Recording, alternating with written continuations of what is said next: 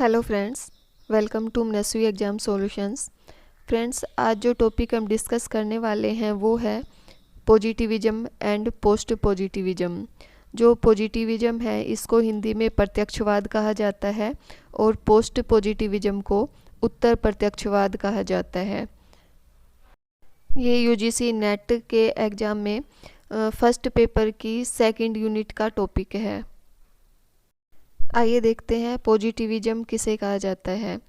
जो पॉजिटिविज़म शब्द है इसका सबसे पहले प्रयोग सेंट सिमोन ने किया था और जो अगस्त कोम्टे है इन्होंने पॉजिटिविज़म को पॉपुलर किया था, इसलिए इनको फादर ऑफ पॉजिटिविज़म कहा जाता है। अगस्त कोम्टे को फादर ऑफ सोशियोलॉजी भी कहा जाता है, समाजशास्त्र का पिता कहा जाता है। प्रत्यक्षवाद, जैसा कि इसके नाम से ही पता चल रहा है, ये उन सभी चीज़ों को सत्य मानता है जो कि प्रत्यक्ष है, जिनको कि देख सकते हैं, छू सकते हैं, महसूस कर सकते हैं, उनको सत्य मानता है। प्रत्यक्षवाद के अनुसार जिस ज्ञान को वेरीफाई किया जा सकता है वही सत्य है। पॉजिटिविज़म का जो कंसेप्ट है ये 90th सेंचुरी में आया था और ये ट्रुथ को जानने का साइंटिफिक मेथड है। प्रत्यक्षवाद के दर्शन के अनुसार केवल वही ज्ञान प्रामाणिक ज्ञान, ऑथेंटिक नॉलेज है जो कि ज्ञानेंद्रियों से प्राप्त अनुभव पर आधारित हो। अगस्त कोम्टे ने लॉ ऑफ 3 स्टेजेस, 3 स्तरों का नियम दिया। ये 3 स्तरों का नियम पॉजिटिव फिलॉसफी नामक बुक में दिया गया। ये 3 स्तर हैं। इनमें से जो फर्स्ट है वो है थियोलॉजिकल स्टेज, जिसको कि हिंदी में धर्मशास्त्रीय स्तर या काल्पनिक स्तर कहा गया।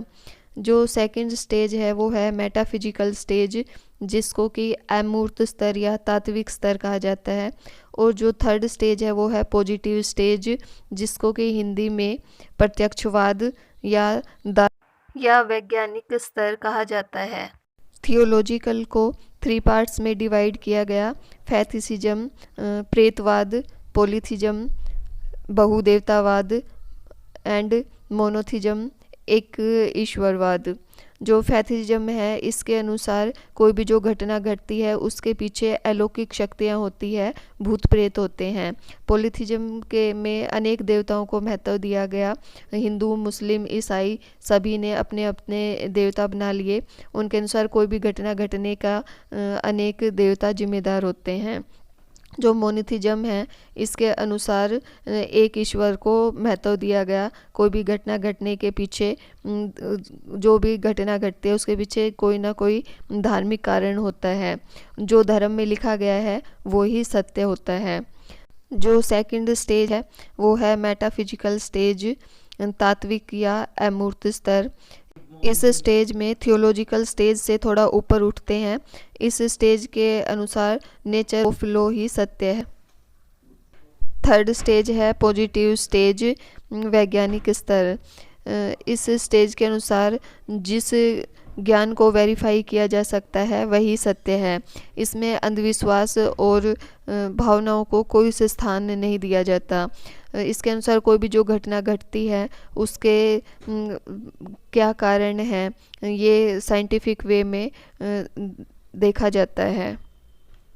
पॉजिटिविज़म का जो कॉन्सेप्ट है ये इसी थर्ड स्टेज से निकला है। प्रत्यक्षवाद दर्शन परंपरागत दर्शन को उपयुक्त नहीं मानता। उसके अनुसार परंपरागत दर्शन कल्पनात्मक है।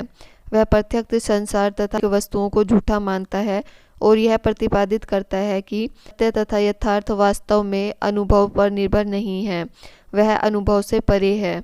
उन्होंने अनुभव से परे सत्ता को परम सत्ता, ईश्वर, ब्रह्मा आदि का नाम दिया, जिस तक पहुंचना मानव जीवन का परम लक्ष्य है। किंतु प्रत्यक्षवादी प्रत्यक्ष अनुभव के अतिरिक्त किसी सत्ता के अस्तित्व को नहीं स्वीकार करते। वह तर्कशास्त्र को मान्यता देते हैं, किंतु वह शुद्ध निगमन को छोड़कर आगमन को महत्व देते हैं। परंपरागत दर्शन में ईश्वर, ब्रह्मा, परम सत्ता आदि को महत्व दिया जाता है, लेकिन पॉजिटिविज़म परम सत्ता, ईश्वर आदि को स्वीकार नहीं करता। उसके अनुसार जो दिखाई नहीं देता वो सत्य नहीं है। पॉजिटिविज्म में लॉजिक को इम्पोर्टेंस दी जाती है। जो ज्ञान वेरीफाई किया जा सकता है वही सत्य है।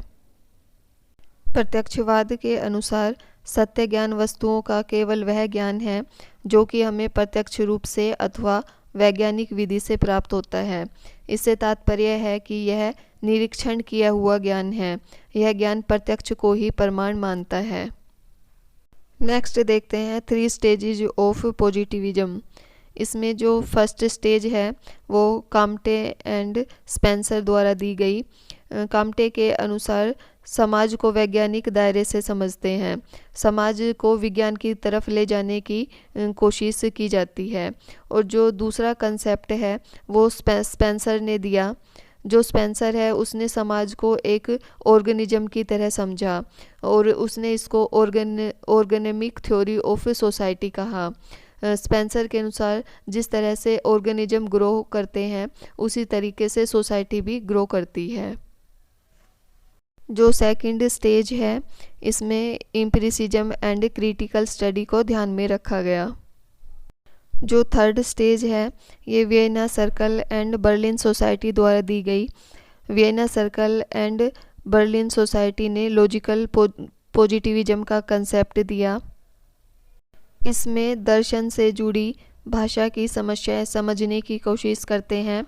यह भाषा विश्लेषण, लैंग्वेज एनालिसिस एंड तार्किक विश्लेषण, लॉजिकल एनालिसिस पर आधारित है।